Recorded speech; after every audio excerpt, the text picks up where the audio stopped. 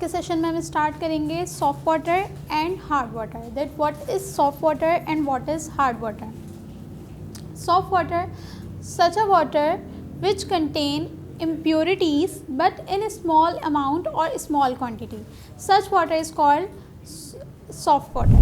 यानी कि वाटर की ऐसी टाइप जिसमें इम्प्योरिटीज़ तो हैं लेकिन बहुत ही कम क्वांटिटी में, तो वो कहलाता है सॉफ्ट वाटर. तो soft water can easily produce a leather with soap.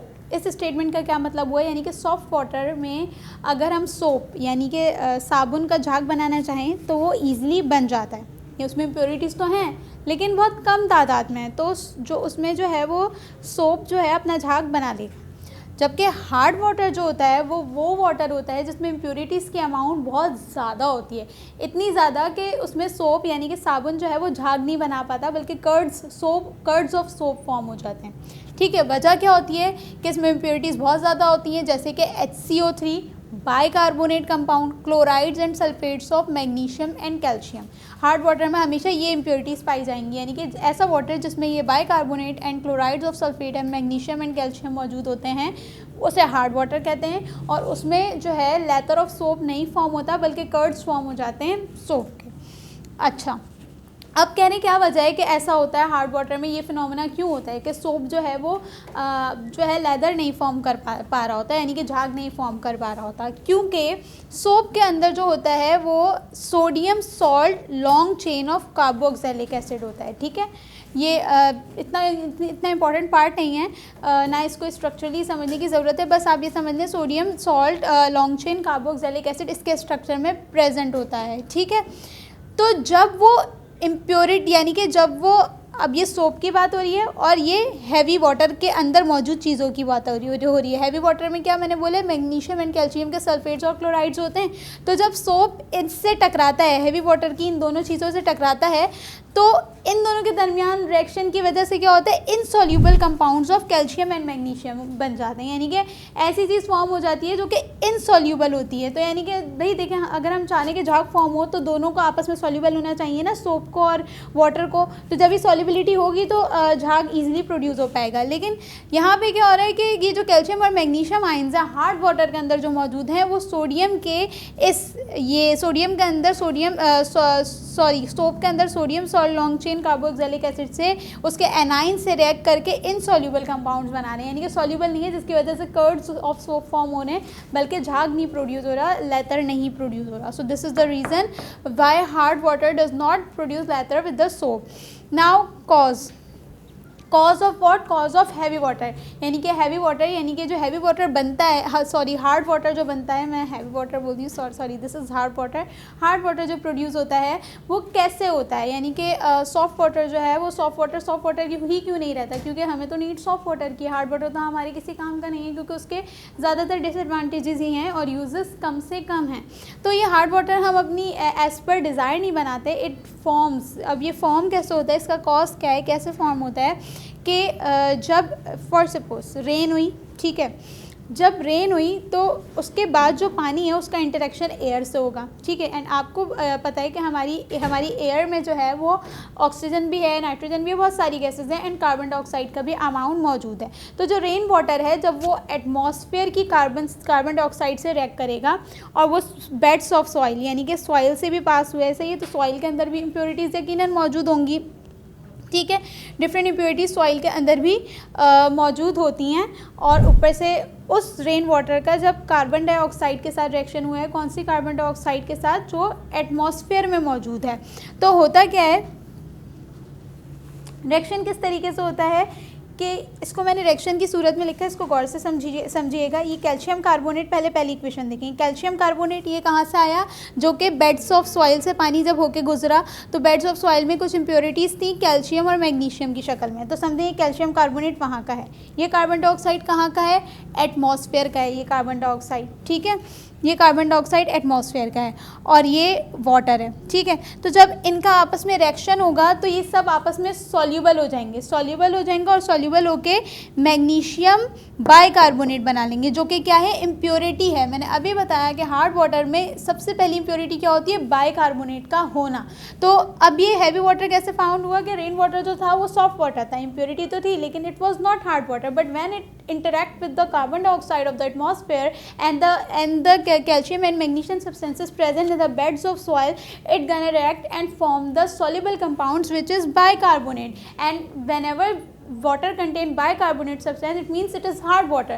So हमने इसे desirably नहीं बनाया, हमने खुद नहीं प्रोड्यूस करा, बट इट ऑटोमेटिकली और अनडिजायरेबल तरीके से ये सॉफ्ट वाटर से हार्ड वाटर में कन्वर्ट हो गया, सही है। So this was it's cause that how hard water form.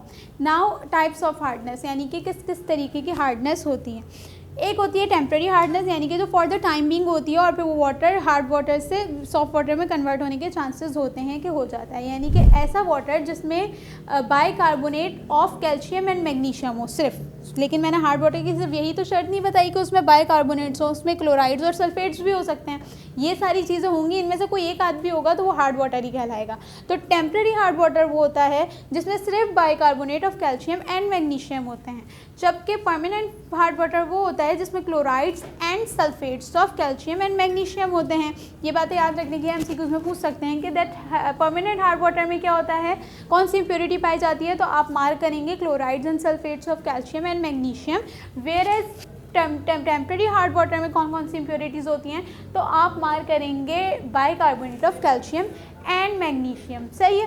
तो अब ये था हार्ड वाटर के बारे में। अब इसके हैं डिसएडवांटेजेस, यानी कि मैंने अभी बताया कि हम हार्ड वाटर डिज़ायरेबल नहीं होता, हमें नहीं चाहिए होता, हमें उसकी नीड नहीं होती। क्यों?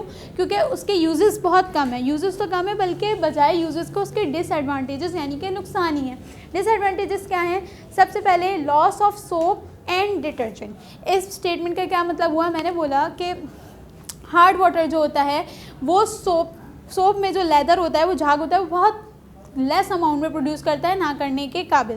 तो अब अगर हमारे घर में हार्ड वाटर है और हम उसमें कपड़े धो रहे हैं तो हमारा सोप बजाय झाग बनाने के वो ज़ाया ही होता रहेगा, इतना सारा सोप लगेगा और झाग इतना सा प्रोड्यूस होगा।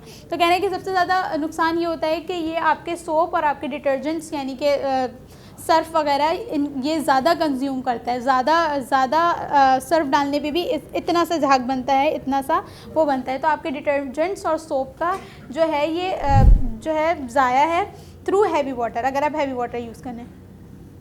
देन स्टमक डिसऑर्डर और डिसेंट्री। ज़ाहिर है कि अगर आपके घर में जो है हैवी वाटर है, आपके घर में हैवी वाटर है तो वो आपको स्टमक डिसऑर्डर कॉज करेगा, ठीक है, क्योंकि उसमें सारे इम्प्योरिटीज़ हैं और इम्प्योरिटीज़ जो होती हैं किसी भी काइंड की वो आपके बॉडी ट्रैक के लिए नुकसानदेह होती हैं, उसमें यकीनन जर्म्स वगैरह भी होंगे तो वो आपको स्टमक डिसऑर्डर और डिसेंट्री कॉज करेगा।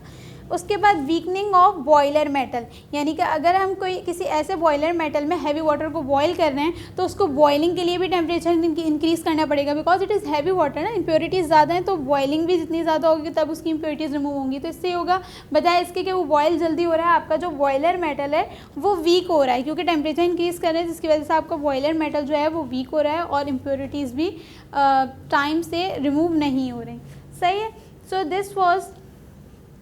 this was all about the soft water, that it contains less amount of impurities. Then we have studied heavy water which contain impurities, which kind of impurities? Bicarbonate and chlorides and sulfates of magnesium and calcium. Then we have studied that soft water produce leather with the soap, whereas hard water does not produce leather with the soap, and the reason is because the soap has sodium salt long chain of calcium carboxylic acid which gonna react with the calcium and magnesium impurities present in the hard water, and it form insoluble compounds of calcium and magnesium, due to which the leather does not produce in hard water. Then we have studied that the cause of hard water, that how hard water form. Hard water form because इसके लिए मैंने पूरा एक phenomena बताया था. For suppose जैसे कि rain fall हुआ, उस रेन फॉल ने कार्बन डाइऑक्साइड से रिएक्ट करा एंड कार्बन डाइऑक्साइड से रिएक्ट करने के बाद बेड्स ऑफ सॉइल्स में वो गया जहाँ इम्प्योरिटीज़ कैल्शियम और मैग्नीशियम मौजूद थी. तो रिएक्शन कैसे हुआ, जैसे कैल्शियम ये सॉइल की इम्प्योरिटी है, कार्बन डाइऑक्साइड एयर से आया और इस वाटर ने जब आपस में रिएक्ट करा तो इसने एक सॉल्यूबल कंपाउंड बना लिया, यानी कि वो जो इम्प्योरिटीज़ थी सॉइल की वो वाटर के अंदर सॉल्यूबल हो गई, डिजॉल्व हो गई and it form hard water. फिर हमने टाइप्स ऑफ वाटर बनी. टेम्प्रेरी हार्ड वाटर वो होता है जिसमें bicarbonate of calcium and magnesium होते हैं, जबकि परमानेंट हार्ड वाटर वो होता है जिसमें chlorides and sulphates of calcium and magnesium होते हैं. फिर हमने इसके डिसएडवांटेजेस पढ़े. ये loss of soap and detergents करता है, स्टमक डिसऑर्डर करता है और वीकनिंग ऑफ बॉयलर मेटल करता है. तो this was all about the hard water and soft water. Thank you.